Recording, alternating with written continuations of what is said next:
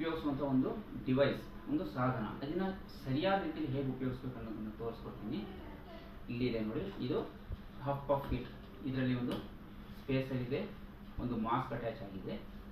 ಅದಕ್ಕೂ ಮುಂಚೆ ಡಾಕ್ಟರ್ ನಿಮಗೆ ಒಂದು ಇನ್ಹೇಲರ್ನ ಪ್ರಿಸ್ಕ್ರೈಬ್ ಮಾಡಿರ್ತಾರೆ, ಈ ರೀತಿಯ ಇನ್ಹೇಲರ್. ಇದನ್ನು ಹೇಗೆ ಉಪಯೋಗಿಸೋದು ಅಂದರೆ, ಫಸ್ಟ್ ಇದನ್ನು ಈ ಇನ್ಹೇಲರ್ನ ಈ ರೀತಿ ಇಟ್ಕೊಂಡು ಚೆನ್ನಾಗಿ ಶೇಕ್ ಮಾಡ್ಕೋಬೇಕು. ನಂತರ ಇನ್ಹೇಲರ್ ಕ್ಯಾಪ್ ತೆಗೆದು ಈ ಸ್ಪೇಸರ್ನ ಈ ಭಾಗದಲ್ಲಿ ಫಿಕ್ಸ್ ಮಾಡಬೇಕು. ಈಗ ಇದು ಇನ್ಹೇಲ್ ಮಾಡಲಿಕ್ಕೆ ರೆಡಿ ಇದೆ. ಸೊ ಇನ್ಹೇಲ್ ಮಾಡುವಾಗ ಮಗುನ ಮಲಗಿರಬಾರ್ದು. ಮಗು ಸ್ವಲ್ಪ ಹೀಗೆ ಸ್ಟ್ರೈಟಾಗಿ ಕುಂಡಿಸ್ಕೊಳ್ಳಿ, ಸ್ಟ್ರೈಟ್ ಇರಬೇಕು. ಮಗು ಅಳ್ತಾ ಇರಬಾರ್ದು, ಮಗು ಮಲಗಿರಬಾರ್ದು.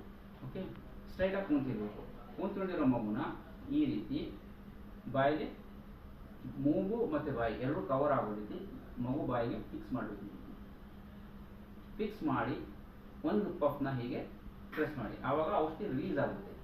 ಇದನ್ನು ಮಗು ಬಾಯಿಗೆ ಹಾಗೆ ಇರಿಸಿ ಒಂದು 10 ಸೆಕೆಂಡ್ಸ್ ಮಗು ಉಸಿರಾಡಲಿ. ಅಂದರೆ ಇಲ್ಲಿರೋ ಔಷಧಿ ಎಲ್ಲ ಒಳಗಡೆ ಹೋಗ್ಬೋದು.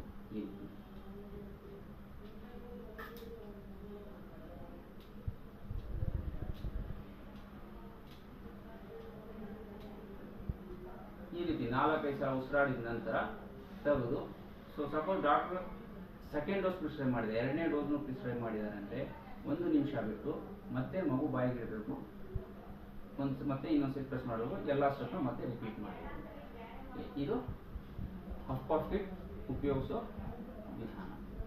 ಮತ್ತು ಈ ಡಿವೈಸ್ಗೆ 6 ತಿಂಗಳು ವ್ಯಾಲಿಡಿಟಿ ಇರ್ತದೆ. ಅಂದರೆ 6 ತಿಂಗಳ ನಂತರ ಇದನ್ನು ಚೇಂಜ್ ಮಾಡಬೇಕು. ಇದನ್ನು ಉಪಯೋಗಿಸೋದನ್ನು ನಿಲ್ಲಿಸಿ ಬೇರೆ ಮತ್ತೊಂದು ಡಿವೈಸನ್ನು ತಗೊಳ್ಬೇಕು. ಅದೇ ರೀತಿ ಈ ಇನ್ಹೇಲರ್ ಸಾಧನ ಏನಿದೆ ಅದರಲ್ಲಿ ಡೋಸ್ ಕೌಂಟರ್ ಅಂತ ಇರುತ್ತೆ. ಡೋಸ್ ಕೌಂಟರ್ ಅಂದರೆ ನಾವು ಉಪಯೋಗಿಸಿರೋ ಔಷಧಿ ಎಷ್ಟು ಉಪಯೋಗಿಸಿದ್ವಿ, ಎಷ್ಟು ಬಾಕಿ ಇದೆ ಅನ್ನೋ ನೀವೇ ತಿಳ್ಕೊಬೋದು ಈ ಡೋಸ್ ಕೌಂಟರ್ ಮುಖಾಂತರ. ಇದರಲ್ಲಿ 120 ಸ್ಟಾರ್ಟ್ ಆಗುತ್ತೆ. 120, 100, 80, 60, 40. 40 ಬಂದಾಗ ಕೆಂಪು ಬಣ್ಣ ಬರುತ್ತೆ. ನಂತರ 20 ಆದಮೇಲೆ 0 ಬರುತ್ತೆ. 0 ಬಂದಾಗ ಇದು ಸಂಪೂರ್ಣವಾಗಿ ಖಾಲಿಯಾಗಿದೆ ಅಂತ ಅರ್ಥ. ಸಂಪೂರ್ಣ ಖಾಲಿ ಆದ ನಂತರ ಮತ್ತೆ ನೀವು ಡಾಕ್ಟರ್ನ ಬಂದು ಭೇಟಿ ಆಗಬೇಕು. ಇದು ಸರಿಯಾದ ವಿಧಾನ. ನಮಸ್ಕಾರ, ಧನ್ಯವಾದ.